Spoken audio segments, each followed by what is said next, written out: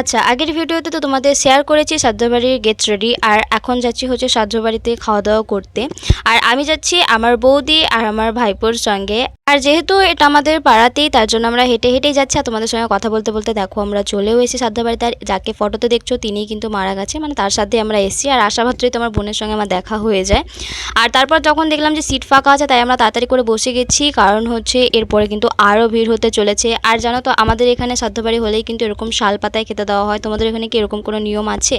তারপর তো শাক ভাজা চলে আসলো, আর এই ডাল দিয়ে শাক ভাজাটা খেতে যে এত টেস্টি লাগছিল কি বলবো। তারপর ছিল শুক্তো, আর তার সঙ্গে ছিল হচ্ছে পটল চিংড়ি, যেটা তো আমার খুবই পছন্দ। তরকারি এত টেস্টি হয়েছিল কি বলবো। আর জানো যিনি মারা গেছেন তিনিই কিন্তু একজন বড় রাঁধুনি ছিল, মানে আমাদের পাড়ায় যা অনুষ্ঠান হতো তাকে দিয়েই রান্না করানো হতো।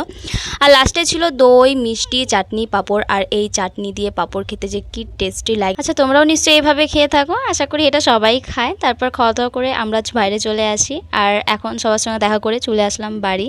আর আমার সাধ্যবাড়ির ব্লগ তোমাদের কেমন লাগলো প্লিজ একটু কমেন্ট করে জানিও। প্লিজ চ্যানেলটা একটু সাবস্ক্রাইব করে দিও। সো আজকের জন্য এটুকুই, দেখা হচ্ছে পরের ভিডিওতে। So by.